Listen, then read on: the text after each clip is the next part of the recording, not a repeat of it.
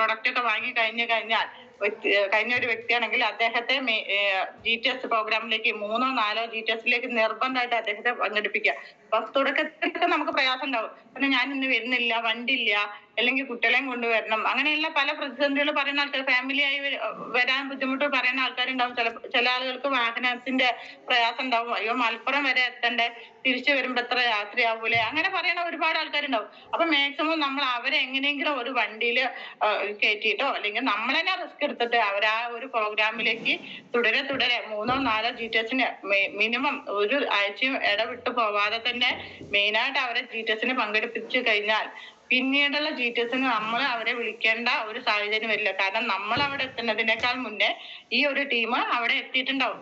കാരണം അവിടെ എത്തിയിട്ട് അവരെ വിളിക്കും, സാറേ എത്തിയിട്ടില്ലേ, മേഡം എത്തിയിട്ടില്ലേ, ഞങ്ങൾ ഇവിടെ എത്തിയിട്ടുണ്ട്, അങ്ങനെ പറയുന്ന ആ ഒരു ലെവലിലേക്ക് നമ്മൾ അവരെ പ്രോഗ്രാമിലേക്ക് കൊണ്ടുവന്നിട്ട് തന്നെ ഡെവലപ്പ് ആക്കി എടുക്കണം. കാരണം ഫസ്റ്റ് തുടക്കത്തിൽ വരുന്നവർക്ക് ഈ ബിസിനസ് എന്താ നമ്മൾ ചെയ്യേണ്ടതെന്നോ ഒന്നും അവർക്ക് അറിയില്ല. കാരണം നമ്മൾ ഈ ഒരു പ്രോഗ്രാമിലേക്ക് ഇൻവൈറ്റ് ചെയ്ത് കൊണ്ട് തന്നെ അവരെ മാക്സിമം മനസ്സിലേക്ക്, ഇപ്പൊ പുതിയ ലീഡേഴ്സിന്റെ അറിവുകൾ കിട്ടുമ്പോൾ അവർക്ക് തന്നെ മാക്സിമം മനസ്സിലേക്ക് ഏറ്റെടുക്കാൻ വേണ്ടിയിട്ടും ചെയ്യണം എന്നുള്ള ഒരു മനസ്സിലേക്കും അവർക്ക് വരും. അതുപോലെ തന്നെ രണ്ടാമത്തെ പ്രോഗ്രാം എന്ന് വെച്ച് കഴിഞ്ഞാൽ നമ്മൾ ഈ ഒരു പ്രൊഡക്റ്റ് എടുത്ത ഡിസ്ട്രിബ്യൂട്ടേഴ്സിനെ മൊത്തം വെച്ചിട്ട് നമ്മൾ ഒരു NDO പ്രോഗ്രാം വെക്കുക. ആ NDO പ്രോഗ്രാമിലാണ് നമ്മളുടെ സംശയങ്ങളും കാര്യങ്ങളൊക്കെ നമുക്ക് ദൂരീകരിക്കാൻ പറ്റുള്ളൂ. കാരണം ഈ ഒരു GTS പ്രോഗ്രാമിന് നമുക്ക് ഇത്രയൊക്കെ ആയിട്ട് അപ്പൊ ഒരുപാട് ലീഡേഴ്സ്, ഞാൻ തന്നെ ഒരുപാട് GTSകൾ ഞാൻ കേട്ടിട്ടുണ്ട്. പക്ഷെ ഒരു പ്രസന്റേഷൻ നമുക്ക് ഒറ്റയ്ക്ക് പറയാന്ന് പറഞ്ഞു കഴിഞ്ഞാൽ നമ്മൾ ഒറ്റയ്ക്ക് വീട്ടിൽ നിന്നൊക്കെ പറയായിരിക്കും. ഒരു 100 ആളെ മുന്നിലോ അല്ലെങ്കിൽ 1000 ആള് കൂടുന്ന മുന്നിലോ നമുക്ക് പറയാൻ പ്രയാസമാവും. കാരണം എന്താ, നമുക്കിതറിയാം, ഉള്ളിലുള്ള ഭയം കൊണ്ടാണ് നമ്മൾ പറയാത്തത്. അതിലെന്തെങ്കിലും സംശയങ്ങൾ ഉണ്ടെങ്കിൽ പോലും നമ്മൾ ലീഡേഴ്സിനോട് ചോദിക്കാൻ മടിക്കുന്ന ഒരു സിറ്റുവേഷൻ നമുക്ക് ചില സമയങ്ങളിൽ വരാറുണ്ട്. ആ സംശയങ്ങളൊക്കെ ദൂരീകരിക്കാൻ പറ്റിയ ഒരു പ്ലാറ്റ്ഫോം ആണ് ഈ NDO പ്രോഗ്രാം എന്ന് പറയുന്നത്. NDO പ്രോഗ്രാമിന് നമ്മുടെ income plan, product, business plan, അതേപോലെ തന്നെ നമ്മുടെ ഐഡിയ ക്രിയേഷൻ, അതേപോലെ ആപ്പ് എങ്ങനെ എടുക്കേണ്ടത്, സൂം മീറ്റിങ്ങിന്റെ ലിങ്ക്, അതേപോലെ പിന്നെ എങ്ങനെയാണ് നമ്മളെ മീറ്റിങ്ങിൽ കയറാൻ. ചില ആളുകൾക്ക് സൂം മീറ്റിങ്ങിൽ പങ്കെടുക്കാൻ വേണ്ടി പറയുമ്പോൾ നമുക്ക് അറിയില്ല. ഐഫ്ലൈ മീറ്റിങ്ങിൽ പങ്കെടുക്കാൻ പറയുമ്പോൾ ചില ആളുകൾക്ക് അറിയുന്നില്ല എങ്ങനെയാണ് ഇത് ഓൺ ചെയ്യേണ്ടത്, എങ്ങനെയാണ് കയറേണ്ടത്. അതൊക്കെ നമ്മൾ ഈ NDO പ്രോഗ്രാമിലെ ഓരോ ഡിസ്ട്രിബ്യൂട്ടേഴ്സിനെ വെച്ചിട്ട് നമ്മളത് പറഞ്ഞ് മനസ്സിലാക്കി കൊടുക്കുന്നുണ്ട്. അവിടെ അവരുടെ സംശയങ്ങൾ തീർക്കുന്നുണ്ട്, എങ്ങനെയാണ് നമ്മുടെ ടീമിനെ സെറ്റ് ചെയ്യേണ്ടത്, ഒരുപാട് കാര്യങ്ങൾ നമ്മൾ അവിടെ പഠിപ്പിക്കുന്നുണ്ട്. ഇൻകം പ്ലാൻ അറിയാത്ത ഒരു വ്യക്തി പുറത്ത് പോയിട്ട് നമുക്ക് ഈ ബിസിനസ് പ്ലാനെ കുറിച്ച് പറഞ്ഞിട്ട് കാര്യമില്ല. കാരണം എങ്ങനെയാണ് നിങ്ങൾക്ക് വരുമാനം കിട്ടുന്നത് എന്ന് ചോദിച്ചു കഴിഞ്ഞാൽ അത് പറഞ്ഞു കൊടുക്കാൻ കഴിയാത്ത ഒരു വ്യക്തി ഒറ്റയ്ക്ക് പോയിട്ട് ബിസിനസ് പറഞ്ഞു കൊടുത്തു കഴിഞ്ഞാൽ എന്തായാലും ആ കേൾക്കുന്ന വ്യക്തി എന്തായാലും നെഗറ്റീവായി മാറും. ആ കേൾക്കുന്ന വ്യക്തി നെഗറ്റീവ് ആകുമ്പോൾ എന്താ വെച്ചാല്, എനിക്കത് പറയാൻ കഴിയാത്തത് കൊണ്ടല്ല എനിക്ക് അദ്ദേഹത്തെ ജോയിൻ ചെയ്യാൻ വേണ്ടി പറ്റാഞ്ഞത്. അങ്ങനെ ഈ പോയ വ്യക്തിക്കും നെഗറ്റീവിലേക്ക് വരും. അതുകൊണ്ട് നമ്മൾ നിർബന്ധമായിട്ടും ഈ പ്രൊഡക്റ്റ് പഠിക്കുക, അതുപോലെ ബിസിനസ് പ്ലാനും ഇൻകം പ്ലാനും മസ്റ്റ് ആയിട്ട് തന്നെ പഠിക്കണം. ആ പഠിക്കാനുള്ള ഒരു ചാൻസ് ആണ് നമ്മൾ NDO പ്രോഗ്രാമിൽ വെച്ച് കൊടുക്കുന്നത്. അതുപോലെ തന്നെയാണ് നമുക്ക് മെയിൻ ആയിട്ടുള്ള ഒരു കാര്യമാണ് ടീം മീറ്റിംഗ്. ടീമിനെ ബേസ് ചെയ്തിട്ടാണ് നമ്മളൊരു ടീം മീറ്റിംഗ് വെക്കുന്നത്. നമ്മളൊരു പ്രൊഡക്റ്റ് എടുത്ത വ്യക്തി ആയിക്കോട്ടെ, ഒരു 10 പേരെ നമ്മള് ഓരോ സമയങ്ങളിൽ പോയി, അല്ലെങ്കിൽ ഒരു ദിവസം നമ്മൾ 10 പേരെ പല സ്ഥലങ്ങളിലായിട്ട് പോയി നമ്മൾ കണ്ട്. ഇപ്പൊ ഒരു ബേസ് ചെയ്തിട്ട് ഇപ്പൊ മലപ്പുറം ജില്ലയിലാണെങ്കിൽ ഒരു ഏരിയ ബേസ് ചെയ്തിട്ടാണെങ്കിൽ നമുക്ക് ആ ഏരിയ ചിലപ്പോ തൊട്ടടുത്തുള്ള വീടുകളിലാവും നമുക്ക് പോകേണ്ടി വരിക. അപ്പൊ അത് 10 വർക്കായിട്ടാണ് നമ്മൾ കാണുന്നതെങ്കിൽ ആ ഒരു 10 ഫാമിലിനെ ഒരു വീട്ടിലേക്ക് വിളിച്ചിട്ട് ഒന്നിച്ചിരുത്തിയിട്ട് 10 പേരെയും ഒന്നിച്ചിരുത്തിയിട്ട് നമ്മൾ ഈ ഒരു ബിസിനസ് പ്ലാനും, അതേപോലെ നമ്മുടെ ബിസിനസിനെ കുറിച്ചും, പ്രൊഡക്റ്റിനെ കുറിച്ചും, കമ്പനീനെ കുറിച്ചും, ലീഡേഴ്സിനെ കുറിച്ചും എല്ലാം ഒരു സെറ്റായിട്ട് 1 മുതൽ ലാസ്റ്റ് വരെ നമ്മൾ സെറ്റായിട്ട് പറഞ്ഞു കൊടുക്കുമ്പോൾ എന്താന്ന് വെച്ചാൽ മറ്റുള്ള ആളുകൾക്ക് ഉണ്ടാവുന്ന ഒരു അഭിപ്രായം മറ്റുള്ള ഒരാൾക്ക് വേറൊരു അഭിപ്രായമാവും. അപ്പൊ ആ അഭിപ്രായങ്ങൾ തമ്മിൽ നമുക്ക് അവിടെ തന്നെ ചർച്ച ചെയ്തിട്ട് അവരുടെ സംശയങ്ങൾക്ക് നമുക്ക് മാറ്റങ്ങൾ വരുത്തി കൊടുക്കാൻ വേണ്ടി സാധിക്കും. ഇതൊരു വീട്ടിൽ പോയി കഴിഞ്ഞാൽ അദ്ദേഹത്തിനോട് പറയുന്ന, സാറേ ഇപ്പൊ ഇങ്ങനെ വരുമാനം കിട്ടിയാൽ കമ്പനി പൂട്ടി പോകൂലേ, അപ്പൊ ഇത്രയും 2 ലക്ഷത്തി വരുമാനം എല്ലാ ലീഡേഴ്സിന് കിട്ടുമോ, അങ്ങനെ ആവും ചില ആളുകളുടെ വിശ്വാസം. ചില ആളുകൾ എന്തെങ്കിലും പ്രൊഡക്റ്റ് ഉപയോഗിച്ച് കഴിഞ്ഞാൽ ഞങ്ങൾ എന്തെങ്കിലും ആയാലോ, കമ്പനി ഏറ്റെടുക്കുവോ, ഇനി ഇങ്ങനത്തെ മരുന്നുകളല്ലേ ഡോക്ടർമാർ എഴുതാതെ സപ്ലിമെന്റ് ചെയ്യാൻ വേണ്ടി പറ്റുമോ, അങ്ങനെ 3 ആൾക്ക് 3 പിന്നെ സംശയങ്ങളാണെങ്കിൽ നമ്മളൊരു ടീം മീറ്റിംഗ് വെച്ചിട്ടാണ് അവിടെ വെച്ച് തീർക്കുന്നതെങ്കിൽ ഈ 3 ആൾക്കും ഈ ഒരു സംശയം മറ്റേ 7 ആൾക്കും ചിലപ്പോൾ ഉണ്ടാവും. അപ്പൊ അവര് പറയാതെയോ ചോദിക്കാതെയോ അവരുടെ മനസ്സിൽ ഇതുണ്ടാവും, എങ്ങനെയാ അപ്പൊ ചോദിച്ചാൽ എന്താവും മറുപടി വരിക, അങ്ങനെയുള്ള ടെൻഷനോടെ നിൽക്കുന്ന ആളുകൾക്കൊക്കെ നമുക്ക് എന്ത് ചെയ്യാം, ഈ ഒരു ടീം മീറ്റിംഗ് വെക്കുമ്പോൾ തന്നെ നമുക്ക് അവിടെ സംശയം തീർത്തു കൊടുത്തു കഴിഞ്ഞാൽ ഈ 10 ഫാമിലിയെയും നമുക്ക് ഈ ഒരു ബിസിനസ്സിലേക്ക് കൊണ്ടുവരാൻ സാധിക്കും. അതുകൊണ്ട് നമ്മൾ ഓരോ ലീഡേഴ്സും ഓരോ ഏരിയ ബേസ് ചെയ്തിട്ട് തന്നെ നമ്മൾ പിന്നെ ടീം മീറ്റിംഗ് സെറ്റ് ചെയ്യാം. ടീം മീറ്റിംഗ് സെറ്റ് ചെയ്താൽ എളുപ്പമാണ്. 10 വീടുകളിൽ കയറുന്ന ടൈം നമുക്ക് ഒരു വീട്ടിൽ ചെലവഴിച്ച് കഴിഞ്ഞാൽ പിന്നെയും അതേപോലെ 3-4 ടീം മീറ്റിംഗ് നമുക്ക് ക്രിയേറ്റ് ചെയ്യാൻ വേണ്ടി പറ്റും ഒരു ദിവസത്തിൽ തന്നെ. മറ്റേത് ഒരു 10 മണിക്ക് സ്റ്റാർട്ട് ചെയ്ത ഒരു വർക്കാണെങ്കിൽ, ഒരു 9 മണിക്ക് സ്റ്റാർട്ട് ചെയ്ത വർക്കാണെങ്കിൽ പോലും നമുക്കൊരു 6 മണി 7 മണി ലേഡീസിന്റെ കാര്യമാണെങ്കിലും ഒരു മാക്സിമം ഒരു 6-7 മണി വരെ നമുക്ക് എടുക്കാൻ പറ്റുകയാണെങ്കിൽ ഒരു 10 വർക്ക് ചിലപ്പോ ഒരു വീട്ടിൽ കയറി കഴിഞ്ഞാൽ അവിടെ കുറച്ച് എഡ്യൂക്കേഷൻ ഉള്ള കുട്ടികളോ അല്ലെങ്കിൽ മറ്റുള്ള ബിസിനസ് ചെയ്തിട്ട് എന്തെങ്കിലും നെഗറ്റീവുകൾ വന്ന വ്യക്തികളാണെങ്കിൽ നമുക്ക് അവിടെ നമ്മൾ വിചാരിച്ച ടൈമിനേക്കാൾ കൂടുതൽ ടൈം നമുക്ക് അവിടെ സ്പെൻഡ് ചെയ്യേണ്ടി വരും. കാരണം 2, 3, 4 മണിക്കൂർ ചിലപ്പോൾ അവരുടെ സംശയങ്ങൾ തീർത്ത് കൊടുത്ത് നമുക്ക് അവരെ ഇതിലേക്ക് കൊണ്ടുവരുമ്പോഴേക്ക് ഒരുപാട് ടൈം പിടിക്കും. അതൊക്കെ നമുക്ക് മാറ്റി സമയം ചുരുക്കാനും അതുപോലെ തന്നെ നമ്മുടെ ബിസിനസിന്റെ എണ്ണം കൂട്ടാനൊക്കെ എളുപ്പമാണ്. നമ്മൾ ഒരു ടീം മീറ്റിംഗ് ഒരു വീട്ടിൽ വെച്ച് ഒന്നിച്ച് ചെയ്യാൻ പറ്റുകയാണെങ്കിൽ അത് മാക്സിമം എല്ലാവരും പ്രൊമോട്ട് ചെയ്യാൻ അത് നമ്മുടെ ടീമിൽ അത് ചെയ്തുകൊണ്ടിരിക്കുന്നതാണ്. അതുപോലെ തന്നെ നമുക്ക് ഓരോ മാസങ്ങളിൽ നമുക്ക് ലീഡേഴ്സിന്റെ മീറ്റിംഗ് വെച്ച് കഴിഞ്ഞാൽ നമ്മുടെ ബിസിനസിനെ കുറിച്ചും അതുപോലെ തന്നെ നമ്മുടെ ക്ലോസിങ്ങിനെ കുറിച്ചും ഒക്കെ നമുക്ക് ചർച്ച ചെയ്യാം. ക്ലോസിങ് നടന്ന ആൾക്കാരുണ്ടാവും, നടക്കാത്ത ആൾക്കാർ. എന്തുകൊണ്ടാണ് അവർക്ക് നടക്കാത്തത്, എന്തുകൊണ്ട് മറ്റുള്ളവർക്ക് നടന്നു, ഞാൻ ഇനി എന്താണ് അതിൽ തിരുത്തേണ്ടത്, ഇനി എന്താണ് ഞാൻ അതിൽ ആഡ് ചെയ്യേണ്ടത്, അല്ലെങ്കിൽ ഇതിന്റെ അടുത്ത് എന്ത് പാഴ്ചയാണ് പറ്റിയത്, അതൊക്കെ നമുക്ക് ചർച്ച ചെയ്യാൻ പറ്റിയതൊക്കെ നമ്മുടെ ലീഡേഴ്സ് വെക്കുന്ന ഓരോ മീറ്റിംഗിലും ഇന്ത്യ പ്രോഗ്രാമിലും ഒക്കെ നമുക്കത് ചർച്ച ചെയ്യാൻ വേണ്ടി പറ്റും. അതുപോലെ തന്നെയാണ് നമ്മുടെ ലീഡേഴ്സ് വെക്കുന്ന RTP പ്രോഗ്രാം. RTP പ്രോഗ്രാമിനെ കുറിച്ച് പറയുകയാണെങ്കിൽ തീരുമില്ല. കാരണം ഞാൻ ഈ ഒരു ബിസിനസ്സിലേക്ക് സ്റ്റാർട്ട് ചെയ്ത സമയത്ത് ഒരു വെറസ്റ്റാർ പോലും വെറസ്റ്റാറിന്റെ പക്കത്താണെന്ന് തോന്നുന്നുണ്ട് പിന്നെ ആൽഫ സാറ് നമ്മളെ വയനാട് പഠിച്ച ഒരു RTP പ്രോഗ്രാമിൽ എനിക്ക് പങ്കെടുക്കാൻ വേണ്ടി പറ്റുക. അന്ന് തുടങ്ങിയ ഒരു ബിസിനസ് സ്റ്റാർട്ടിംഗ് ആണ്. നമ്മൾ ഇന്ന് വരെ അതിൽ നിന്ന് പിന്നോട്ട് മാറിയിട്ടില്ല. ഹെൽത്ത് ഇഷ്യൂ വന്നിട്ട് ഞാൻ 1 മാസം 1.5 മാസത്തോളം ഞാൻ മാറി നിന്നിട്ടുണ്ട്. അല്ലാതെ ഈ ബിസിനസ് വേണ്ടാന്ന് വെച്ച് ഞാൻ മാറിയിട്ടില്ല. അതിൽ തീരുമാനം എടുത്ത ഫാമിലിയാണ് ഞങ്ങള്. ഏകദേശം ടാസ്കേഴ്സിന്റെ ഫാമിലി മൊത്തം ഒരു RTP പ്രോഗ്രാമിൽ പോയതിന് ശേഷം തീരുമാനം എടുത്ത വ്യക്തികളാണ് ഇതിൽ ഏകദേശം ഉള്ളത്. അതിന്നൊരു തീരുമാനം എടുത്ത് ഇറങ്ങിയതാണ്. അതുകൊണ്ട് തന്നെ ഈ ഒരു RTP പ്രോഗ്രാം ഇനി വന്നാൽ പോലും ടീമിന് മാക്സിമം ആളുകളെ ഞങ്ങൾ ആ ഒരു പ്രോഗ്രാമിലേക്ക് എത്തിക്കാറുണ്ട്. കാരണം ഈ RTP പ്രോഗ്രാം ഇനി ഒരിക്കലും മിസ് ചെയ്യാൻ പറ്റാത്ത ഒരു പ്രോഗ്രാമാണ്. കാരണം ഞാൻ വന്നത് അതിലൂടെ ആണെങ്കിൽ ചിലപ്പോൾ എന്റെ ടീമിലുള്ള വ്യക്തികൾ ഓരോരുത്തർ വരുന്നതും ചിലപ്പോൾ RTP പ്രോഗ്രാമിലൂടെ തന്നെയാവും. അതുപോലെ ഇസ്മ സാറ് ഞങ്ങൾ കഴിഞ്ഞ വർഷം ഒരു RTP പ്രോഗ്രാം വെച്ചു. അതിലൊക്കെ ഒരുപാട് കാര്യങ്ങളാണ് ഞങ്ങൾക്ക് മനസ്സിലാക്കി എടുക്കാൻ വേണ്ടി പറ്റിയത്. കാരണം നമ്മൾ പഠിക്കാത്ത കാര്യങ്ങൾ നമ്മുടെ ഈ ഇങ്ങനെയുള്ള പ്രോഗ്രാമിൽ നിന്ന് പഠിക്കണേ. മൈൻഡ് ഫ്രഷിനെ കുറിച്ചാണ് ഞങ്ങൾക്ക് അന്ന് ക്ലാസ് ഉണ്ടായിരുന്നത്. ഒരുപാട് കാര്യങ്ങൾ നമുക്കത് നമ്മളെ തന്നെ നമ്മളിത് തിരുത്താൻ ഒരുപാട് കാര്യങ്ങൾ. നമ്മൾ എല്ലാവരുടെ മുന്നിൽ എന്താ നമ്മളൊരു STC ആണ്, അല്ലെങ്കിൽ ഒരു RTC ആണ്, അല്ലെങ്കിൽ TC ആണ്, ATC ആണ്. ആ ഒരു ലെവലിലോട് നമ്മൾ വ്യക്തികളോട് പെരുമാറുന്നത് വരെ നമുക്ക് തെറ്റായ ചിലപ്പോൾ രീതിയിലാവും. ചിലപ്പോൾ അവർക്ക് നമ്മളെ ഒരു TC റാങ്ക് ഉൾക്കൊള്ളാൻ പറ്റില്ല. അവർക്ക് അറിയില്ല എന്താണ് TC എന്നുള്ളത്. പക്ഷെ ആ ഒരു ഗൗരവത്തിലോ അല്ലെങ്കിൽ ആ ഒരു മനോഭാവത്തിലൂടെ സംസാരിക്കുമ്പോൾ ചിലപ്പോൾ നമ്മളെ അവർക്ക് ഉൾക്കൊള്ളാൻ സാധിക്കില്ല. അങ്ങനെയുള്ള കാര്യങ്ങളൊക്കെ ഒരുപാട് മാറ്റങ്ങളിലേക്ക് വരാനൊക്കെ സാധിച്ചത് നമ്മൾ ഇങ്ങനെയുള്ള ഒരു റെസല്യൂഷൻ പ്രോഗ്രാമിലേക്ക് പങ്കെടുക്കുമ്പോൾ ഉണ്ടായ മാറ്റങ്ങളാണ്. അതുപോലെ തന്നെ പ്രൊഡക്റ്റ് ട്രെയിനിങ്, അഞ്ജിത മാഡത്തിന്റെ പ്രൊഡക്റ്റ് ട്രെയിനിങ് നമുക്ക് മലപ്പുറത്തും കോഴിക്കോടും ഒക്കെ നടന്നിട്ടുണ്ട്. അപ്പൊ ഓരോ ഡിസ്ട്രിബ്യൂട്ടേഴ്സും ഈ പ്രൊഡക്റ്റിനെ കുറിച്ചിട്ട് നമുക്ക് പല പ്രശ്നങ്ങളും പിന്നെ അതേപോലെ സംശയങ്ങളൊക്കെ ചോദിക്കാറുണ്ട്. ഇന്ന പ്രൊഡക്റ്റിന്റെ കൂടെ ഇന്ന പ്രൊഡക്റ്റ് കഴിക്കാൻ പാടുണ്ടോ, അല്ലെങ്കിൽ നമ്മുടെ സാധാ മെഡിസിൻ അലോപ്പതി മെഡിസിൻ കഴിക്കുമ്പോൾ നമ്മുടെ ഈ പ്രൊഡക്റ്റ് കഴിക്കാൻ പാടുണ്ടോ, അങ്ങനെയുള്ള പല പല ചോദ്യങ്ങൾ നമുക്ക് നിലവിൽ നിന്ന് തന്നെ ഗ്രൗണ്ടിൽ നിന്നും അതേപോലെ ലീഡേഴ്സിന്റെ അടുത്ത് നിന്ന് വരെ നമുക്ക് കിട്ടുന്നുണ്ട്.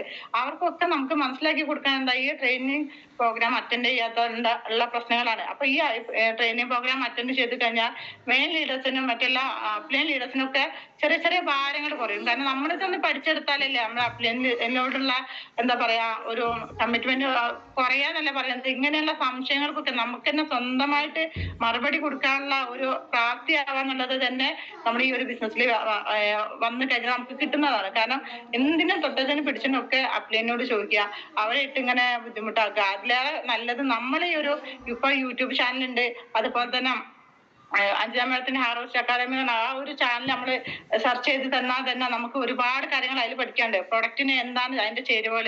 ചില ആളുകൾ ചോദിക്കും ഇന്ന പ്രൊഡക്റ്റ് ഉപയോഗിക്കുമ്പോൾ ആ ഒരു ചേരുവ അല്ലെങ്കിൽ തിപ്പല്ലി അതുള്ളത് കൊണ്ട് എനിക്കത് കഴിക്കാൻ പറ്റുമോ, ഷുഗർ ഉള്ള ആളുകൾക്ക് ഇന്ന പ്രൊഡക്റ്റിൽ ഈ സാധനം ആഡ് ചെയ്തിട്ടുണ്ടല്ലോ ആ വ്യക്തിക്ക് ഇത് കഴിക്കാൻ പറ്റുമോ. ആ സംശയങ്ങളൊക്കെ നമുക്ക് ദൂരീകരിക്കാൻ പറ്റിയത് ഇങ്ങനെയുള്ള പ്രൊഡക്റ്റ് ട്രെയിനിങ് ട്രെയിനിങ്ങിൽ പങ്കെടുത്താൽ നമുക്കത് മാറ്റിയെടുക്കാൻ കഴിയുന്നതേ ഉള്ളൂ. അപ്പൊ ഇങ്ങനെ ഓരോ പിന്നെന്താ പറയാ പ്രോഗ്രാമുകളും നമ്മൾ മിസ് ചെയ്യാതെ തന്നെ അതിൽ മാക്സിമം ആളുകളെ പങ്കെടുപ്പിക്കുക. അപ്പൊ ഈ ഓരോ പ്രോഗ്രാം പങ്കെടുക്കുമ്പോഴേ നമുക്ക് അതിൻ്റെതായ മാറ്റങ്ങൾ ഉണ്ടാവുള്ളൂ. അതുപോലെ തന്നെയാണ് ലീഡേഴ്സ് മീറ്റിംഗ് വെക്കുന്നുണ്ട്. ബെറസ്റ്റാറിന്റെ ഒപ്പം മീറ്റിംഗ് നമ്മൾ ലീഡേഴ്സ് എല്ലാവരും വെക്കുന്നുണ്ട്. TCന്റെ ഒപ്പം മീറ്റിംഗ് വെക്കുന്നുണ്ട്.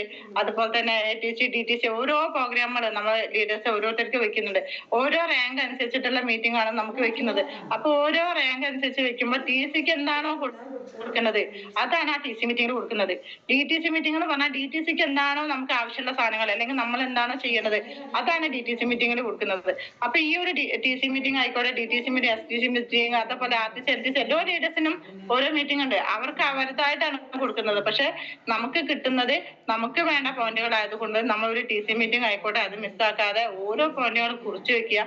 ചിലപ്പോൾ നമ്മൾ ആ TC മീറ്റിംഗിൽ പറയുമ്പോൾ പെട്ടെന്ന് നമുക്കത് ഉൾക്കൊള്ളാൻ പറ്റാത്ത പ്രശ്നങ്ങളൊക്കെ വരും. അപ്പൊ നമ്മൾ ഒരു ഡയറിയിൽ കുറിച്ച് വെച്ച് കഴിഞ്ഞാൽ നമുക്ക് വീട്ടിൽ വന്നിട്ട് ഒന്നും കൂടെ നമുക്ക് എടുത്ത് നോക്കാം. സാർ ഇങ്ങനെ ഒരു കാര്യം പറഞ്ഞിട്ടുണ്ടായിരുന്നല്ലോ, അത് ഞാൻ തന്നെ മാറ്റേണ്ടതാണല്ലോ, അത് എങ്ങനെയാണ് മാറ്റാൻ പറ്റുക, സാർ അവിടെ പറഞ്ഞിട്ടുണ്ടല്ലോ, അത് നോക്കണമെങ്കിൽ അല്ലെങ്കിൽ റെക്കോർഡ് ചെയ്ത് വെക്കുന്നത് ഒരു 99% ആളുകളും ഫുള്ള് റെക്കോർഡ് ചെയ്യുന്നുണ്ടാവും. പക്ഷെ പോയി കേൾക്കുന്ന ആൾക്കാർ ഒരു 80% ആളുകളും കേൾക്കുന്നുണ്ടാവില്ല. അപ്പൊ ഒരു 10% ആളുകൾ കേൾക്കുന്നുണ്ടാവും. കാരണം അവർക്ക് ഇത് ഞാൻ എങ്ങനെയാണ് പഠിച്ചെടുക്കുന്നത്, അല്ലെങ്കിൽ എനിക്ക് മാറണമല്ലോ എന്നുള്ള ആ ഒരു ചിന്തയിലുള്ള ആളുകൾ ആണെങ്കിൽ മാത്രം അവരത് പോയിട്ടൊന്ന് സെർച്ച് ചെയ്ത് ഒന്നും കൂടെ ഒന്നുകൂടെ കേൾക്കാൻ വേണ്ടിയിട്ടുള്ള മനസ്സ് കാണിക്കും. അല്ലാതെ ആളുകൾ ഈ റെക്കോർഡ് ചെയ്യും, കുറച്ച് കഴിഞ്ഞാൽ 1-2 ദിവസം നമ്മുടെ ഫോണിലുണ്ടാവും, പിന്നെ അത് ഡിലീറ്റ് ആക്കി കളയും. കേട്ടിട്ട് പോലും ഉണ്ടാവില്ല. ഇനി അപ്പൊ ഏതെങ്കിലും ലീഡേഴ്സിനോട് നമുക്ക് പറയേണ്ട ഒരു സാഹചര്യം വന്നു കഴിഞ്ഞാല് അപ്പൊ എന്താ ചെയ്യാ, ഇപ്പൊ ഈ റെക്കോർഡ് നോക്കി കഴിഞ്ഞാൽ റെക്കോർഡ് ചിലപ്പോൾ ഉണ്ടാവില്ല, തീർച്ചയായിട്ടും അടിച്ചു പോയിട്ടുണ്ടാവും. അപ്പൊ തന്നെ അപ്ലൈൻ ലീഡേഴ്സിനെ വിളിക്കണം.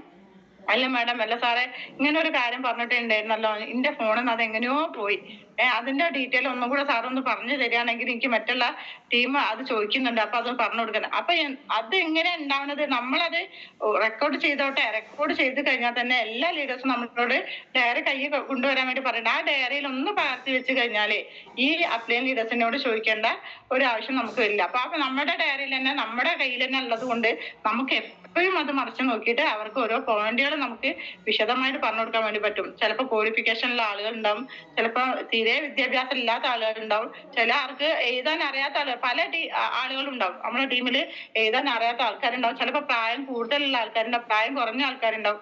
അപ്പൊ ഈ പ്രായം കുറഞ്ഞ ആളുകളിലൂടെ ചിലപ്പോൾ നമുക്ക് 1, 2, 3 തവണ, ചിലപ്പോൾ 10 തവണയും നമ്മൾ പറഞ്ഞു കൊടുക്കേണ്ടി വരും. അത് നമ്മുടെ മനസ്സ് തട്ടി തന്നെ നമ്മളത് ഉള്ളുന്ന കൊണ്ട് തന്നെ അവർക്ക് വ്യക്തമായിട്ട് പറഞ്ഞു കൊടുത്താൽ മാത്രമേ അത് മനസ്സിലാവുള്ളൂ.